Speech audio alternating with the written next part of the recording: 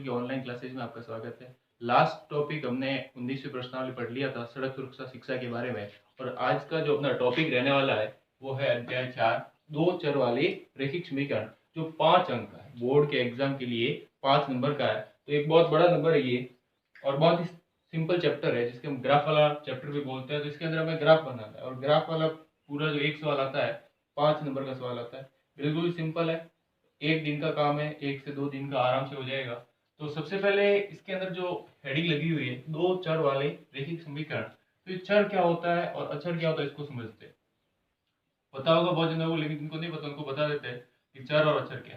चर मतलब एबीसीडी का कोई भी अक्षर। एबीसीडी का अगर कोई भी अक्षर आता है, मान लो जैसे ए से लगाकर जेड तक कोई भी आता है, जैसे बीच में कभी आपने एक्स लिखा होगा, कभी पी आता है, कभी क्यू आता है, आर आता है, ये वाई जेड, ये जितने भी अक्षर है ये चर में आएंगे। और अचर किसे कहेंगे, तो एक से लगाकर अनंत तक जो गिनती होती है आपके 101 है कोई भी, ठीक है, गिनती होती है 7 8 9, तो ये जो गिनती आती है वो अचर में आती है, और जो एबीसीडी के अक्षर है वो चर संख्या में आते हैं।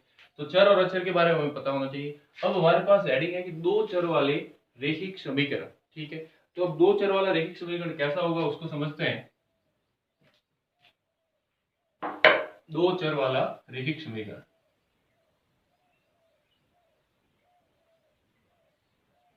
इस समीकरण को आप ध्यान से देखिए। इसमें दो चर, एक एक्स और वाई। अब सर ए बी सी ये कोई नंबर है, ए बी और सी ये कोई भी नंबर है, अचर पद है, जबकि एक्स और वाई चर। इसमें एक्स और वाई चर है, ए बी और सी अचर पद है, इसके अंदर कोई भी गिनती आएगी, संख्या है। तो हमारे पास इसमें दो चर है, एक तो एक्स और एक वाई। कितने चर है, दो चर, इसलिए दो चर वाले रैखिक समीकरण। साथ में अध्याय घर में यह भी लिखा हुआ है एवं असमीका, दो चर वाले रैखिक समीकरण एवं असमीकाय। अब असमीकाय क्या होता है इसको भी समझ लेते हैं। समीकरण में हम क्या देखते हैं, बराबर का निशान आता है। समीकरण में बराबर का निशान आता है। यदि इस बराबर की जगह मैं ग्रेटर देन स्मॉल देन यानी छोटा बड़ा निशान लगाऊं, जैसे ये वाला मैं निशान लगा देता हूँ ax plus B Y plus C, ये वाला निशान लगा दो, फिर जीरो लगा दो, या कोई भी नंबर लिख लेता हूँ ax plus B Y plus C, ये आपके बड़ा वाला है पूरा, और जीरो से ये पूरा बड़ा है, तो ये निशान लगा देता हूँ, तो ये एक असमीका बनी, समीकरण से असमीका बनी। आप निशान चाहो तो ये भी लगा सकते हो कि ax plus B Y plus C zero. तो कोई भी अगर बराबर की जगह ये निशान आता है, या तो ये वाला निशान आता है या फिर ये वाला निशान आता है, इसके अलावा ये वाला भी निशान आ सकता है, ये वाला भी आ सकता है। इसका और इसका क्या मतलब समझो।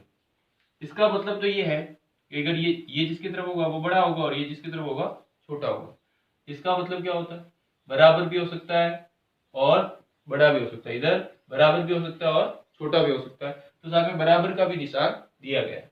अब बात करते हैं हमारे पास इसके अंदर जो इंपोर्टेंट कुछ पॉइंट है प्रश्नावली के लिए, उसको पढ़ लेते हैं। पहले समीकरण क्या था वो हम समझ लिया कि ax plus B Y plus C बराबर जीरो, ये एक दो चर वाला रैखिक समीकरण है। अब दो चर वाले रैखिक समीकरण के कुछ पॉइंट है वो लिख लेते हैं। मैं कोई दो समीकरण लेता हूँ, एक तो मैंने ये ले लिया a1 b1 और c1, दूसरा ले लेता हूँ a2x plus b2y plus c2 बराबर जीरो। मैंने दो समीकरण लिए, ये पहला है और ये दूसरा, ठीक है। यहाँ पे मैंने x और चर समान है जबकि अचर बदल दिए, ये a1 है तो ये a2। अब इसके लिए कुछ नियम है, कुछ पॉइंट है जो आपको याद रखना है। तो दो समीकरण है जिसमें यदि a1 बट्टा a2 बराबर नहीं है b1 बट्टा b2, पहली कंडीशन में जब चेक करते हो कि a1 बट्टा a2 का मान b1 बट्टा b2 के बराबर नहीं आ रहा है, तो प्रतिच्छेदी रेखा, तो जो आपका ग्राफ हल होगा इसका वो प्रतिच्छेदी रेखा आएगी अंदर। जब इसका हल करोगे तो ग्राफ में आपको प्रतिच्छेदी रेखा मिलेगी तथा अद्वितीय, तथा अद्वितीय हल, एक ही हल होगा। अद्वितीय हल का मतलब एक ही हल है, इसके अलावा कोई हल नहीं है, एक ही हल मिलेगा आपको, अद्वितीय हल होगा। अब इसको चेक कर लेते हैं किस प्रकार से अद्वितीय हल है, तो वो भी देख लीजिए। मैं एक एग्जांपल लेता हूँ 5x प्लस 3y बराबर -2, और ये ले लेता हूँ 2x माइनस 4y बराबर 5। ये एक समीकरण है। अब इसमें चेक करना है कि इसका हल कैसा है। ठीक है, तो देखो इसके A1 का मान 5, A2 का मान 3, सॉरी B1 का मान 3, C1 का मान -2, उसके बाद A2 का मान 2, B2 का मान -4 और C2 का मान 5। तो ये आपके पास वैल्यू आ गई कि ए बी सी की। अब तुलना किसकी करनी है, A1 बट्टा A2 की। तो A1 बट्टा A2 बराबर 5/2, B1 बट्टा B2, B1 का मान है 3 बट्टा -6। अब मेरे को बताओ क्या ये और ये बराबर है, नहीं है ना बराबर। तो अगर ये बराबर नहीं है तो प्रतिच्छेदी रेखा होगी। तो यहाँ पे लिखेंगे A1 बट्टा A2 बराबर नहीं है B1 बट्टा B2 के, अतः प्रतिच्छेदी रेखाएं प्राप्त होगी, प्रतिच्छेदी रेखाएं प्राप्त होगी तथा अद्वितीय हल होगा, हल होगा।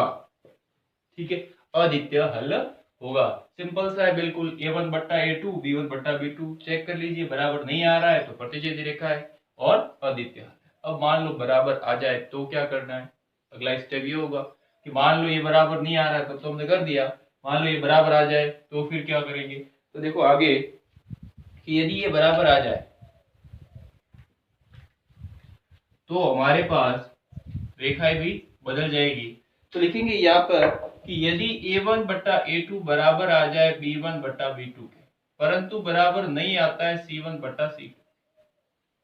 ठीक है, इस बात का भी ध्यान रखना है कि A1 बट्टा A2 B1 बट्टा B2 के तो बराबर है, परंतु C1 बट्टा C2 के बराबर नहीं है। ये कहाँ से है, ये सब वैल्यू मैं एग्जांपल से समझा दूंगा वापस। तो समांतर रेखा होगी, तो आपकी समांतर रेखा होगी, और समांतर रेखा होगी तो आपका कोई हल नहीं होगा, हल ही नहीं होगा उसका। हल कब होता है, जब रेखा प्रतिच्छेद करती, कोई हल नहीं होगा।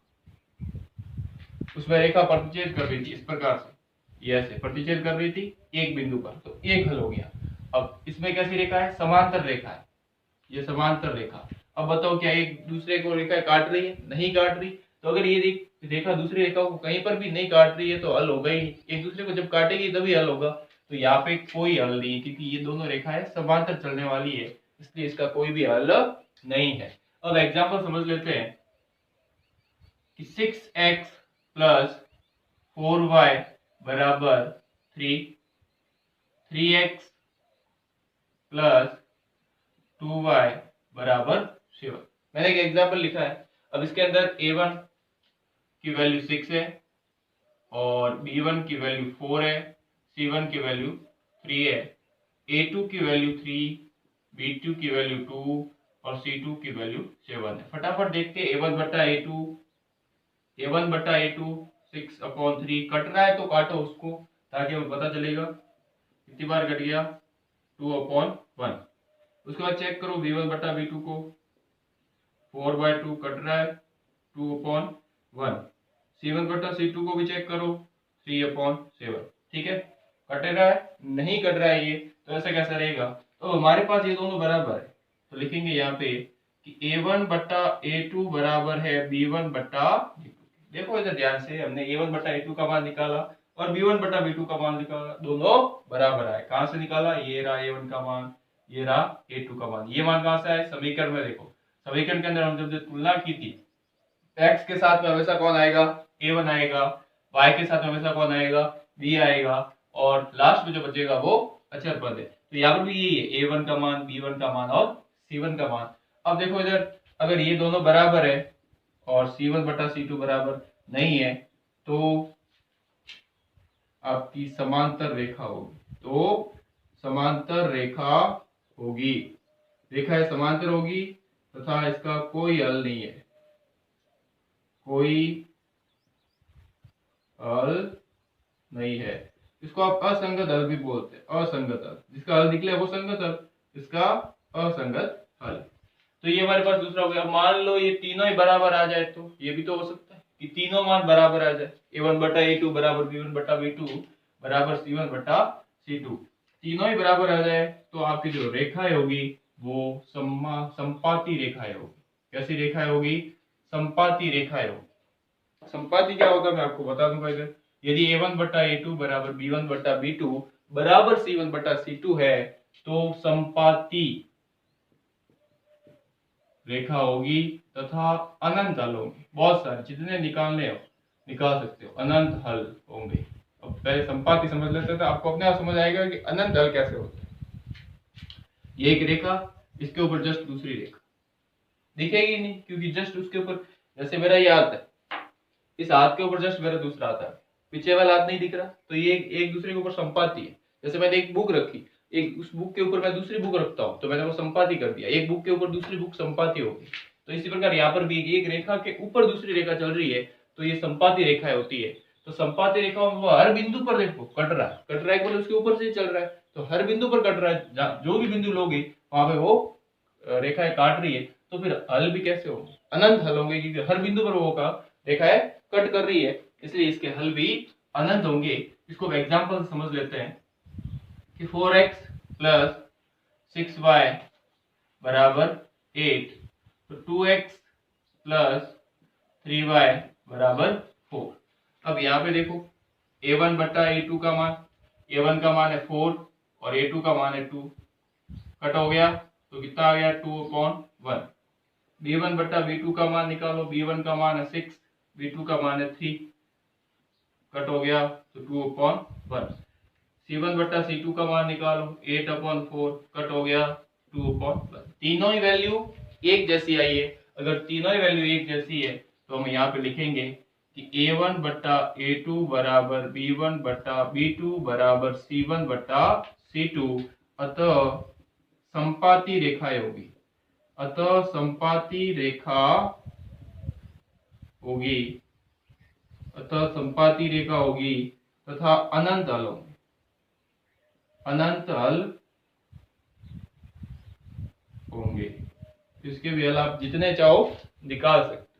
तो हमारे पास जो 3 पॉइंट है वो आपको याद रखने हैं। 4.1 प्रश्नावली का जो पहला सवाल है इसी पॉइंट के आधार पर आपको ज्ञात होगा, और आगे भी प्रश्नावली भी ये बहुत हेल्प करेगा कि रेखाएं कैसी आने वाली है। आप चेक भी कर सकते हो सवाल को कि आपने ग्राफ बना दिया और अंदर रेखाएं कैसी आई, फिर आप उसके हल को इस प्रकार चेक करके देख लो कि प्रतिच्छेद रेखा आ रही है तो क्या ग्राफ में भी प्रतिच्छेद रेखा बन रही है या नहीं बन रही है। तो आंसर चेक करने का भी एक तरीका है, ठीक है। तो आ जाते हैं प्रश्नावली पर। प्रश्नावली अपनी 4.1।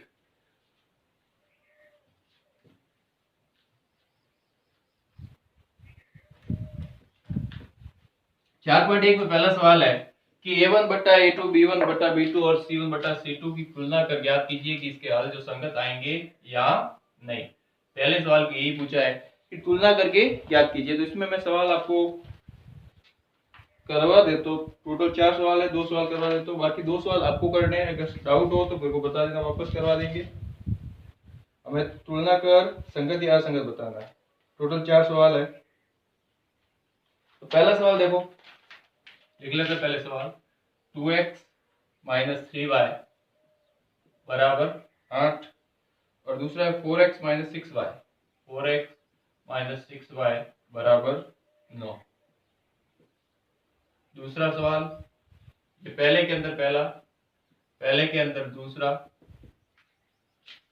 3x minus y, 3x minus y बराबर 2। 6x minus 2y, 6x minus 2y बराबर 4।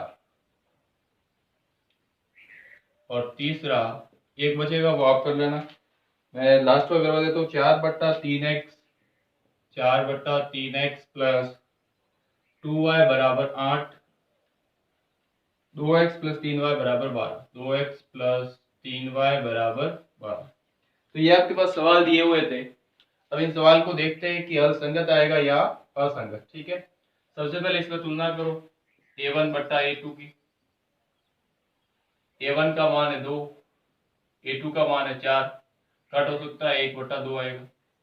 b1 बट्टा b2 निकालो, -3/6, माइनस से माइनस कैंसिल, कट हो सकता है 1/2 आएगा।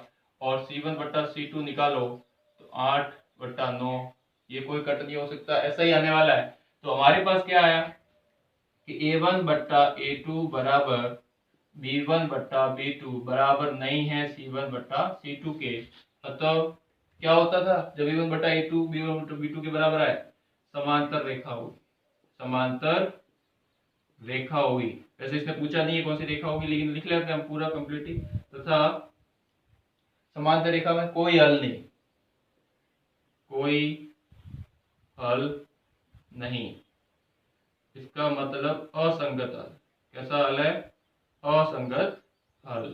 ठीक है, तो ये हो गया पहला सवाल, बहुत ही सिंपल था। दूसरा सवाल देखिए इधर, a1 बट्टा a2, a1 का मान है 3 बट्टा 6, काट सकते हो 1 बट्टा 2। b1 बट्टा b2 का मान, देखो b1 का मान कितना दिया हुआ है, कुछ नहीं है, तो माइनस का 1 दिया हुआ है। b2 का मान माइनस का 2 दिया हुआ है, माइनस से माइनस कैंसिल हो गया, तो 1 बट्टा 2 आ गया। अब c1 बट्टा c2 का भी मान देख लीजिए, 2 बट्टा 4 कैंसिल होके 1 बट्टा, तीनों ही बराबर आ गए। देखो इधर तीनों ही मान कैसे आ गए? बराबर। अगर तीनों ही बराबर है तो लिखेंगे कि a1 बट्टा a2 बराबर b1 बट्टा b2 बराबर c1 बट्टा c2। संपाती रेखा, कौन सी रेखा? संपाती रेखा। इसके अलावा तथा संगत हल तो है, लेकिन अनंत हल होंगे। कैसे होंगे? हल तो निकल ही सकता है, लेकिन अनंत हल, तो इसको लिखेंगे संगत हल ही है, क्योंकि हल तो निकल ही सकते हैं, संगत हल। ठीक है, ये आ गया आंसर। अब लास्ट तीसरा एक बचा, वो आप कर लेना, सिंपल ही, ज्यादा भी इसमें कुछ नहीं है। तो इसमें भी देखो आपके पास a1 बट्टा a2, a1 का मान है 4 बट्टा 3 बट्टा a2 का मान है 2, b1 बट्टा b2, b1 का मान है 2, b2 का मान है 3। ठीक है, और c1 बट्टा c2 8 बट्टा 12। 8 बट्टा 12 कैंसिल हो सकता है, 4 का भाग दोगे, 4 दूनी 8 और 4 तिया 12, ये 2 बटा 3, ये भी 2 बटा 3। लेकिन इसको चेक कीजिए कि ये भी 2 बटा 3 आ रहा है क्या? देखो इसको आप कैसे और कर सकते हो, तरीका क्या है? 4 बटा 3 फिर भाग दिया हुआ 2 बटा 1, तो मैं इसको गुणा करके 1 बटा 2 लिख सकता हूँ। अब देखिए ये 2 से 2 कट गया, कितना आ गया? 2 बटा 3। आ रही समझ बात? जब इस प्रकार भिन्नों वाला भाग हो तो जो नीचे वाला भाग दिया उसको गुणे में लेके जाओ और उल्टा कर दो। गुणे में लेके जाके क्या करना है? उल्टा कर देना है। तो 2 बटा 1 का 1 बटा 2 कर दिया, 4 से 2 कट गया 2 बार, तो 2 बटा 3 आ गया। तीनों ही मान एक जैसे, तो लिखेंगे कि a1 बट्टा a2 बराबर b1 बट्टा b2 बराबर c1 बट्टा c2। संपाती रेखा है वो सब हो जाएगा, और हल कैसा आ जाएगा? संगत हल। ठीक है, ये आपका आंसर हो गया और पहला सवाल हो गया। 4.1 का पहला सवाल बहुत सिंपल था। अब है दूसरा सवाल, जो है ग्राफ्य विधि से हल कीजिए। हमारे पास दूसरा सवाल है, वो है कि ग्राफ्य विधि से हल कीजिए। दूसरे सवाल में आपके टोटल 4 सवाल दिए हुए हैं। मैं आपको इसमें से एक दूसरा सवाल करवा देता हूँ और एक चौथा सवाल करवा देता हूँ। सबसे पहले दूसरा सवाल। दूसरा सवाल करने से पहले ग्राफ के बारे में आपको थोड़ी बहुत जानकारी होनी चाहिए। ठीक है, ग्राफ के बारे में जब भी आप ग्राफ बनाने जाओ तो आपको थोड़ी बहुत जानकारी ग्राफ में होनी चाहिए। तो मतलब मैं पहले बता देता हूँ आपको ग्राफ के बारे में थोड़ी बहुत जानकारी। जब भी आप ग्राफ बनाओगे तो 2 अक्ष होंगे, एक एक्स अक्ष और एक वाई अक्ष। ठीक है, इस प्रकार से बनाते हैं। जो आपके क्षैतिज है, जो लेटा हुआ है, आड़ा है, उसको हम क्या बोलते हैं? एक्स अक्ष बोलते हैं। इस तरफ एक्स होता है, ये प्लस वाला होता है, और इधर एक्स डैश बोलते हैं जो माइनस वाला होता है। बीच में यहाँ पे ये 0, ऊपर y और नीचे y डैश। ठीक है, पूरा ध्यान से देखना इसको। अब यहाँ पे जो भी मान आएंगे वो सब प्लस की वैल्यू आएगा, जितना भी मान आएगा सब प्लस में आने वाला है टोटल। इधर मान आने वाला सब माइनस में आने वाला है, जैसे प्लस का 1। अब प्लस है तो लिखने की जरूरत नहीं है, 1 2 3 4 5 6 चलते जाओ जितना आपको जरूरत हो। इधर -1 -2 -3 माइनस का 4। इधर इसमें जो ऊपर की तरफ है वो प्लस आने वाला है, और जो नीचे की तरफ है वो माइनस आने वाला। ठीक है, तो इस बात का हमें ध्यान रखना है कि ऊपर y एक्स है, y एक्स में ऊपर प्लस नीचे माइनस। x एक्स है उसमें इस तरफ जो आपका राइट हैंड साइड है वो आपकी प्लस में आ जाएगा, और जो लेफ्ट हैंड साइड है वो माइनस में आ जाएगा। अब इसके अलावा मूल बिंदु किसे कहते हैं? तो मूल बिंदु कोई बार पूछ लेते हैं 1 नंबर का सवाल, मूल बिंदु क्या है? तो मूल बिंदु किसे कहते हैं? 0,0, इसको बोलते हैं मूल बिंदु, ये वाला। ये मूल बिंदु है 0,0। निर्देशांक ज्यामिति जो आपका नवा चैप्टर है उसमें भी है ये मूल बिंदु के बारे में। तो 0,0 इसको हम बोलेंगे मूल बिंदु। ठीक है, ये x, ये सॉरी ये तो yx हो गया, ये x। अब आपको बुक जब भी लेते हो तो पैमाना लेना पड़ता है। पैमाना क्या होता है समझो। आपका जो ग्राफ के अंदर जो बॉक्स बने होते हैं डिब्बे 1-1 सेंटीमीटर के बने होते हैं। अब उसमें क्या लेते हो, जैसे मैंने ये लगा था लिया 1 2 3 4, तो 1 सेंटीमीटर में 1 इकाई लिए। मान लो मैं यहाँ पे ये लिखता 2 4 6 8, तो देखो मैं 2 2 का गैप ले रहा हूँ, तो 1 सेंटीमीटर बराबर 2 इकाई, ये होता है पैमाना। तो फिलहाल पैमाना आपके एक्स अक्ष, अब देखो दोनों के लिए सेम है, दोनों के लिए अलग अलग भी ले सकते हो। अगर वैल्यू ज्यादा बड़ी है तो आप अलग अलग ले सकते हो। यहाँ पे दोनों के लिए पैमाना सेम ही है, तो साथ में लिख लो एक्स व वाई अक्ष के लिए, वाई अक्ष के लिए 1 सेंटीमीटर बराबर 1 इकाई। ये आपको हर सवाल में जब भी ग्राफ बनाओ ऊपर कॉर्नर में लिखना है। कभी कभार इसके भी नंबर काट लिए जाते हैं, तो आपको भूलना नहीं है और लिखना है कि पैमाना एक्स अक्ष के लिए क्या लिया और वाई अक्ष के लिए क्या लिया। इसके अलावा आपको ये एक्स वाई कंप्लीट लिखना है, जीरो जो भी है वैल्यू वो सब लिखनी पड़ेगी। इसमें ये मान हमें पता है कि इधर ये भी प्लस का, ये भी प्लस का, तो इसको फर्स्ट चतुर्थांश बोलते हैं प्लस प्लस। ये आपका फर्स्ट चतुर्थांश प्लस प्लस वाला। अब इधर देखो आपके पास, इधर आपके पास प्लस प्लस हो गया, लेकिन इधर आपके पास क्या होगा माइनस और प्लस, इसको बोलते हैं सेकेंड चतुर्थांश, क्योंकि पहले हमेशा माइनस एक्स आएगा और बाद में वाई, तो एक्स में क्या है माइनस और वाई में है प्लस। ये वाला जो होगा यहाँ पे आपके पास दोनों माइनस है, तो माइनस और माइनस, इसको बोलते हैं थर्ड चतुर्थांश। और लास्ट वाला जो आपके है आपके पास प्लस और माइनस, ये है फोर्थ चतुर्थांश। ठीक है, तो ये मैंने ग्राफ के बारे में थोड़ा बहुत आपको कि किस प्रकार से आलेख बनाने हैं समझा दिया है। अब सवाल करेंगे तो और हमारे पास क्लियर हो जाएगा। ठीक है, बस ग्राफ में थोड़ी बहुत आपको नॉलेज होनी चाहिए, कौन सा एक्स अक्ष होता है, कौन सा वाई अक्ष होता है, कहाँ पे मान प्लस आते हैं, कहाँ पे मान माइनस आते हैं, मूल बिंदु क्या होता है, बस इतना आपको नॉलेज है तो आप आराम से 5 नंबर ले सकते हो। अब आ जाते हैं सवाल पर। दूसरा सवाल है, उसमें टोटल 4 सवाल दिए हुए, मैं इसमें आपको 2 सवाल करवा देता हूं। दूसरा मैं ग्राफीय विधि से हल कीजिए, ग्राफीय विधि से हल कीजिए, ग्राफीय विधि। दूसरे का मैं दूसरा सवाल करवा रहा हूं, 2x माइनस वाई बराबर 4। एक लिखा हुआ है कि 2x माइनस वाई बराबर 4, दूसरा लिखा हुआ है कि x प्लस वाई बराबर -1, x प्लस वाई बराबर -1। चलो अब ध्यान से देखिए, इधर जो पहला है वो है 2x माइनस वाई बराबर 4, दोनों के लिए अलग अलग टेबल बनेगी। ये समीकरण पहला है, तो मैं इसको इधर लिख लेता हूँ कि x प्लस वाई बराबर माइनस का 1 है, x प्लस वाई बराबर -1। ठीक है, माइनस का, ये समीकरण फर्स्ट, ये समीकरण सेकंड। अब देखो सबसे पहले क्या करना है, हमें एक समीकरण इस प्रकार से बनाना है कि चर जो पद है यहाँ तो x और y वो अकेला एक तरफ रखना है, बाकी सबको उधर भेजना। अब कैसे करते हो वो आप पर निर्भर करता है, आप चाहो तो कोई भी विधि यहाँ अपना सकते हो। कि कोई तो कहेगा सर मैं तो x को यहाँ रखूंगा, कोई कहेगा मैं y को यहाँ रखूंगा, जो आपकी मर्जी है उस मर्जी से आप कर सकते हो। ध्यान ये रखना है कि आपको कोई भी एक चर एक तरफ रखना है, बाकी जितने भी पद या जो संख्या है वो दूसरी तरफ रखनी है। जैसे मैं यहाँ पे क्या कर रहा हूँ, ये जो माइनस का y है वो एक तरफ रखता हूँ। अब ये माइनस का है तो माइनस का भी प्लस करना पड़ेगा, तो मैं माइनस y को बराबर के उस तरफ भेजता हूँ, तो ये प्लस का y हो जाएगा, और जो प्लस का 4 है वो बराबर के इस तरफ आएगा तो माइनस का 4 हो जाएगा। तो प्लस का y बराबर क्या बचेगा, ये 2x ऐसे कैसे आ जाएगा, और ये प्लस का 4 जब इधर आएगा तो माइनस का 4।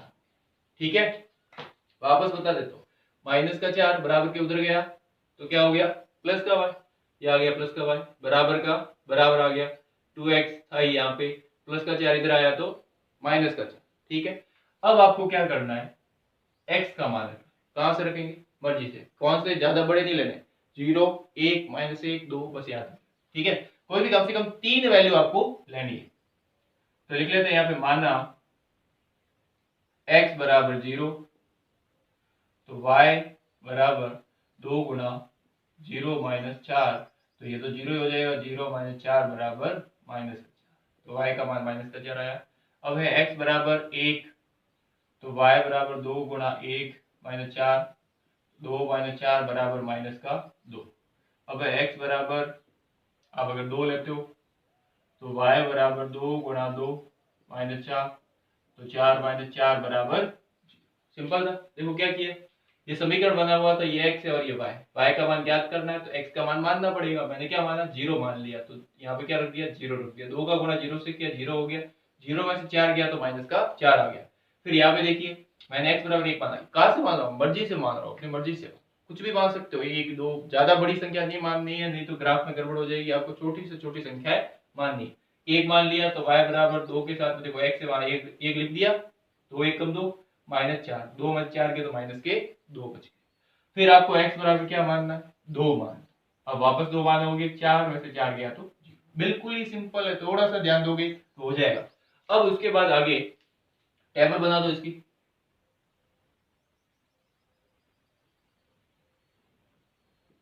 ये आ गई टेबल x और y। आपके पास x का मान 0 1 2, तो लिख दो 0 1 2। y का मान माइनस का 4 माइनस का 2 0। ये लिखते समय पूरा ध्यान रखना है, कभी कभार उल्टा कर देते हैं, x y तो लिख दिया लेकिन x का मान यहाँ से और y का मान यहाँ से। इस बात का भी ध्यान रखना, बहुत सारे बच्चे गलती करते हैं। तो ये मान हो गया आपके पास, एक टेबल आ गई। अब दूसरी टेबल बनेगी, वैसा का वैसा कोई भी इसमें रखो। इधर मेरी मर्जी है कि मैं x को अकेला रखता हूँ और -1 और माइनस, कहां से कैसे, देखो ये -1 था ही, प्लस का y उधर गया तो माइनस का, आप चाहो तो माइनस कॉमन ले लो, कर सकते हो, ठीक है, मेरी मर्जी नहीं है, मैं कॉमन नहीं ले रहा हूँ। अब यहाँ पे क्या मानोगे, y, तो लिखेंगे माना y बराबर 0, तो x बराबर -1, ये माइनस और 0, जहाँ y था वो मैंने 0 लिख दिया, तो क्या आएगा आंसर, x बराबर 0 का कोई फर्क नहीं पड़ता, -1। दूसरा y बराबर 1 माना, तो x बराबर -1 माइनस और ये प्लस का 1, ये भी माइनस का 1, ये भी माइनस का 1, तो माइनस के हो गए 2। y बराबर मैंने माइनस का 1 माना, ठीक है, तो x बराबर माइनस का 1, ये माइनस और ये माइनस का 1, ये माइनस माइनस प्लस हो गया, ये माइनस का 1 है, ये माइनस माइनस, देखो ये माइनस माइनस प्लस का 1, प्लस माइनस 1 क्या हो गया, 0 हो गया, तो x बराबर क्या आ गया, 0 आ गया। वापस देखो बता देता हूँ, y बराबर 0 माना, तो x बराबर -1 ऐसे कैसा, माइनस भी ऐसे कैसा आएगा, y की जगह सिर्फ आपको 0 लिखना है, तो मैंने y की जगह 0 लिख दिया, तो ये बचेगा ओनली फॉर -1, क्योंकि 0 का कोई मतलब नहीं है। दूसरा y बराबर मैंने प्लस का 1 माना है, तो x बराबर क्या हो जाएगा आपके पास, माइनस का 1, फिर वापस माइनस जो आपके दिया हुआ है, फिर प्लस का 1 मान लिया, तो ये भी माइनस का, ये भी माइनस का, दोनों माइनस के आपके पास क्या हो जाएंगे, माइनस के 2 हो जाएंगे। अगला y बराबर मैंने माइनस का 1 माना, तो x बराबर -1 और प्लस का 1, कैसे आया प्लस, ये भी माइनस, ये जो दिया हुआ था ये, फिर y का मान माइनस का 1, तो ये आ गया माइनस का 1, minus minus plus, plus minus क्या हो गया, 0 हो गया आपके पास। तो टोटल आपके पास y की वैल्यू 0 आ गई। अब हमारे पास टेबल बन जाएगी वापस, ये x और ये y। x की वैल्यू यहाँ से देखो, ये तो है y की वैल्यू, तो y की वैल्यू लिख दो 0 1 -1, x की वैल्यू -1 -2 0, ठीक है, दोनों टेबल आ गई, आपका आधा काम हो गया, ठीक है। अब ग्राफ की बारी, ग्राफ मैं उधर साइड में बना देता हूँ, यहाँ पर जगह थोड़ी कम है, यहाँ पे बना देते हैं। पहले देखो, बनाने से पहले ग्राफ को देख लो कि मान कौन कौन से, x पर मान सब प्लस के हैं, माइनस के भी, ठीक है। हाईएस्ट कितने हैं, 2, तो इसके आगे नहीं है। y के मान हाईएस्ट -4 तक है, प्लस में कम है। तो देखो इस हिसाब से हमें क्या करनी है, टेबल या फिर ग्राफ बनाना है।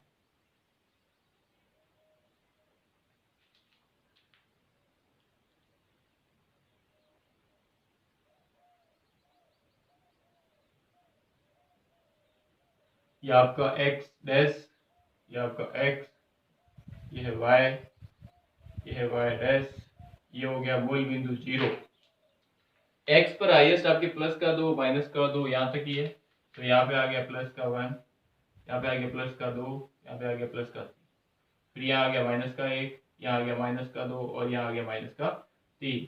यहाँ पे है माइनस का 1, माइनस का 2, माइनस का 3, माइनस का 4 और माइनस का 5। यहाँ पे प्लस का 1, प्लस का 2, प्लस का 3 और प्लस का 4, ये वैल्यू, ठीक है, आपको ग्राफ में बनाना है। मैं यहाँ पे समझा देता हूँ किस प्रकार से करना है, लेकिन ये आपको ग्राफ कॉपी में बनाना है, ताकि आपकी जब भी बोर्ड एग्जाम में ग्राफ आएगा उसमें आसानी रहेगी। तो देखिए इधर सबसे पहले ये टेबल, इसको इसके अंदर बनाते हैं। x का मान देखो कैसे बनाते, ध्यान से देखना, बिल्कुल ही सिंपल। x का मान 0, y का मान -4। पहले x पर देखो 0 कहाँ है, ये रहा, और y पर -4, y पर -4 कहाँ पे, तो 0 तो यहाँ आ गया। अब -4 पर जाना है, तो यहाँ से होते हुए आप यहाँ तक जाओ, तो ये आ गया पॉइंट, ठीक है। फिर x पर 1, y पर -2, x पर प्लस का 1 ये रहा, और y पर है आपके पास, y पर देखिए -2, तो y पर -2 यहाँ पे, तो देखो ये डॉट डॉट करते हुए चलोगे और इसको भी डॉट डॉट करते हुए, तो ये यहाँ पे पॉइंट बनता है, ठीक है। x पर प्लस का 2, y पर 0, x पर प्लस का 2 ये आ गया, और y पर 0 है तो ऊपर जगह ही नहीं जाना है, ठीक है। एक बात हमेशा ध्यान रखो, यहाँ पे y पे 0 था, ठीक है, y पे 0 था तो आपके x पर ही बनेगा, x पे 0 है तो y पर ही आएगा, इस बात का ध्यान रखो, ठीक है। तो ये आपके पास 3 बिंदु आ गए। तीनों बिंदु हमेशा एक ही सीध में आएंगे, अर्थात सीधी रेखा ही बनेगी। अगर टेढ़ी मेढ़ी रेखा बनती है तो आप गलत कर रहे हो। अब इसको क्या करना है, आपको मिलाना है, इस प्रकार से मिला देना है, और इसको थोड़ा लंबा रखना ताकि आप यहाँ पे समीकरण लिख सको। देखो इसका क्या समीकरण था, ये वाला समीकरण, 2x - y बराबर 4। तो साइड में यहाँ पे समीकरण लिख सकते हो, 2x - y बराबर 4, समीकरण नंबर 1, बस लिख दिया। ये तो एक आपके बन गया। अब दूसरा, x बराबर -1, y बराबर 0, x बराबर -1 तो बस यहाँ पर ही बनाना, y तो वैसे ही 0 है। फिर x बराबर -2 ये आ गया, y बराबर +1 तो ऊपर जाएगा, और ये यहाँ पर ये आ गया पॉइंट, x बराबर 0, y बराबर -1, y बराबर -1 तो ये यहाँ पे, ये भी आ गए तीनों पॉइंट, और ये इसको यहाँ पे कट कर रहा है इस प्रकार, ठीक है। तो ये प्रतिच्छेदी रेखा है, मैंने कहा था ग्राफ में बनती है, ये देखो बन गई प्रतिच्छेदी रेखा है। और इस पर समीकरण लिख दो, x + y बराबर -1, x + y बराबर -1, समीकरण नंबर 2। तो ये आलेखीय विधि से हमने इसका हल कर दिया, और जो रेखाएं प्राप्त हुई है, तो यहाँ पे एरो कर लिखेंगे, प्रतिच्छेदी रेखा है, प्रतिच्छेदी रेखा है, ठीक है। तो ये आपका सवाल जो था दूसरा वो कंप्लीट हो गया। अब देखो इस सवाल को, ये बोर्ड एग्जाम में सवाल आते हैं, बहुत बार आते हैं, इसी प्रश्नावली में से यही सवाल लगभग आते हैं, 90% यही सवाल, और 5 नंबर का एक सवाल आता है। बिल्कुल ही सिंपल सवाल है, ज्यादा इसमें मैं कुछ नहीं करता। आप इस सवाल को अगर मेहनत कर रहे हो तो 2 से 3 घंटे तक मेहनत कर रहे हो तो आराम से सीख जाओगे। ग्राफ को आप बिल्कुल हल्के में मत लेना, इसको ग्राफ कॉपी में ये बनाना ताकि आपके बोर्ड में कोई भी गलती नहीं हो, ठीक है। अब इसके जो आगे वाला सवाल है वो सवाल मैं करवा देता हूँ आपके। दूसरा सवाल हो गया, तीसरा सवाल देख लो कि किस प्रकार से करना है। मैं यहाँ पे इसको मिटा देता हूँ और तीसरा सवाल करते हैं। दूसरे सवाल में तीसरा कर रहे हैं, तीसरा नहीं कर रहे अभी तक, दूसरे सवाल का ही तीसरा कर रहे हैं।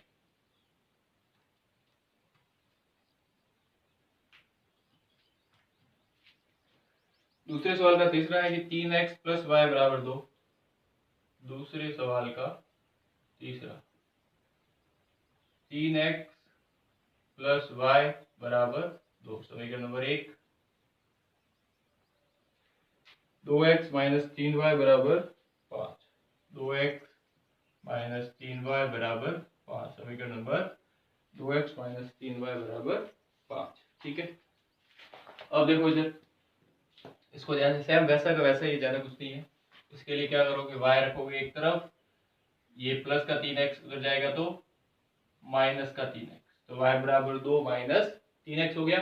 अब देखिए इधर आपके पास y बराबर 2 - 3x आ गया, किसका मान मानोगे, x का, तो लिखेंगे माना x बराबर 0, तो y बराबर 2 - 3 गुणा 0, तो ये वैसे ही 3 का गुणा 0 से करोगे 0 हो जाएगा, 2 - 0 बराबर 2, तो y का मान 2 आ गया। फिर x बराबर 1 मान लिया, तो y बराबर 2 - 3 गुणा 1, 2 - 3 एकम 3, ये आ गया -1। उसके बाद x बराबर, अब 2 मान लोगे, तो y बराबर 2 - 3 गुणा 2, तो y बराबर 2 माइनस 3 दूनी 6 हो गया, 6 में से 2 गए तो माइनस का 4, क्योंकि माइनस की संख्या बड़ी है। अब आपके पास ये तीनों मान आ गए, टेबल बना लो। जैसे ही तीनों मान आ जाते हैं आप टेबल बना लो। टेबल में पहला मान x का, दूसरा मान y का। x के अंदर हमने 0 1 और 2 माना, 0 1 और 2 माना। y का मान हमारे पास क्या आ गया, 2 आया, फिर माइनस 1 आया, फिर माइनस का 4। अब उसके बाद इसके अंदर अब देखो यहाँ पे थोड़ी सी इससे ज्यादा लेवल है, क्योंकि दोनों तरफ अगर अब 2x है, माइनस का 3 है, 5 है, तो भाग में भी जाएगा ना। इतना सिंपल समीकरण नहीं आने वाला है, तो वो भी कर लेंगे, टेंशन वाली कोई बात नहीं है। ठीक है, माइनस 3y को उधर भेजता हूँ तो 2x बराबर 5, माइनस का 3y उधर गया तो प्लस का 3। ठीक है, तो x बराबर क्या होगा, देखो इधर x बराबर 5 प्लस 3y, गुणा वाला कहाँ जाता है, भाग में जाता है, तो ये आ गया भाग। बस ये हो गया सर। ये जो प्लस का 2x है ये ऐसे कैसे नहीं रखना है, x के गुणे में 2 है, कहाँ जाएगा, भाग में चला है। तो 5 प्लस 3y बटा 2 हो गया। अब मानना है आपको, माना y, किसका मान मानोगे, y का। y बराबर, अब देखो आप चाहो तो कुछ भी मान 0 1 2 मान सकते हो। तो आंसर जो आएगा आपकी, ये वैल्यू पॉइंट ऑफ आई, और पॉइंट ऑफ ग्राफ में कर सकते हो। ठीक है, लेकिन किसी को प्रॉब्लम हो रही है कि नहीं सर हम तो पॉइंट ऑफ नहीं है, पूरी वैल्यू चाहिए, तो फिर हमें मानने से पहले ऐसा मानना है कि पूर्णांक आना चाहिए। जो हल आएगा वो कैसा आना चाहिए, पूर्णांक आना चाहिए। जैसे अभी यहाँ पे क्या मानू मैं, 5 प्लस 0 मानता हूँ तो 5 बटा 2 नहीं आएगा, 1 मानता हूँ तो 5 और 3 8 बटा 2 हो सकता है। तो मैं y बराबर क्या मान लिया, y बराबर 1, तो x बराबर 5 प्लस 3 गुणा 1 बटा 2। तो देखो इधर 5 प्लस 3 कितना हो गया, 3 एकम 3 8 बटा 2, और 8 में 2 का भाग दोगे तो आ जाएगा 4। अब दूसरा y बराबर क्या मानूंगा, अब मुझे 3 मानना पड़ेगा, 2 तो मान नहीं सकता, क्यों, क्योंकि 2 मानूंगा तो 3 6 और 5 11 हो जाएगा, 11 में 2 का भाग नहीं जाता। 3 मानू तो 3 3 9 और 5, 9 और 5 हो सकता है, 14 आएगा। तो ये बात आप मान सकते हो। ठीक है, तो x बराबर 5 प्लस 3 गुणा 3 बटा 2, तो 3 3 9, 5 प्लस 9 बटा 2, तो x बराबर 9 और 5 14 बटा 2 बराबर 7। अब एक और मान बचा है y बराबर, अब मैं 3 से आगे 4 5 तो बड़ी वैल्यू हो जाएगी, तो माइनस की तरफ चलो, फिर ज्यादा ही वैल्यू बड़ी हो रही है तो माइनस की तरफ जाओ। माइनस का 1 मानू तो 5 माइनस 3 हो सकता है, मैं माइनस का 1 मान लेता हूँ। तो x बराबर 5 प्लस 3 गुणा माइनस का 1, अब प्लस माइनस माइनस। ठीक है, तो 5 माइनस 3 बटा 2, तो 2 बटा 2 बराबर 1। ठीक है, अब इसके लिए टेबल बना दो,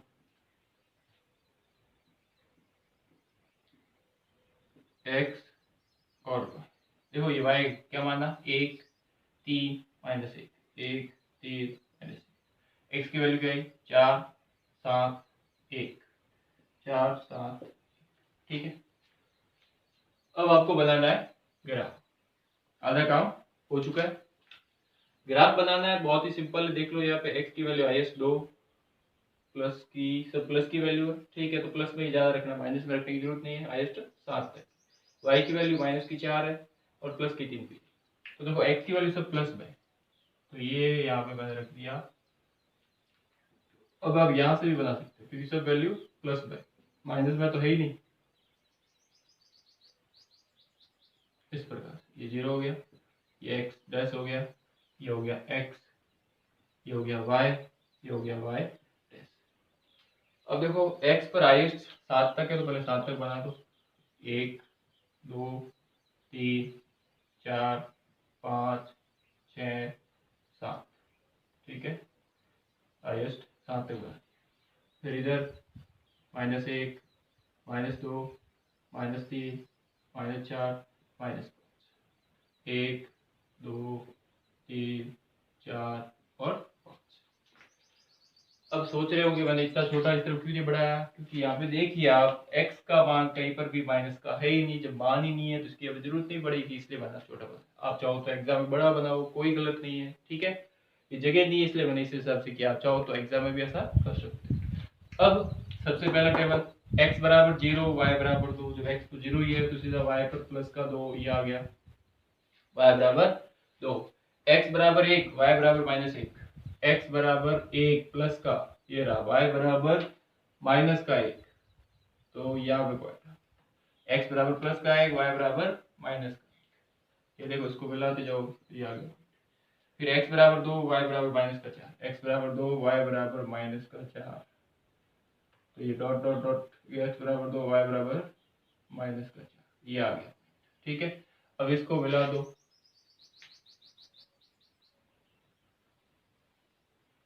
ये आपके पास एक रेखा, ठीक है, सीधी रेखा आएगी हमेशा।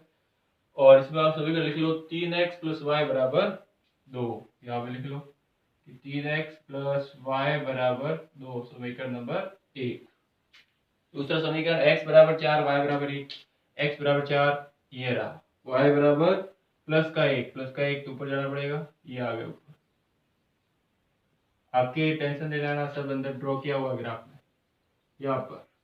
फिर x बराबर 7, y बराबर प्लस का 3, x बराबर 7 और y बराबर प्लस का 3, प्लस के 3 से चलो कहाँ तक चलना है, 7 तक, ये आ गए 7 तक, ये दूसरा पॉइंट आ गया। उसके बाद तीसरा पॉइंट है x बराबर 1, y बराबर माइनस 1, x बराबर 1, y बराबर माइनस 1, ये आ गया तीसरा। तो आपके पास ये एक सीधी रेखा आ गई,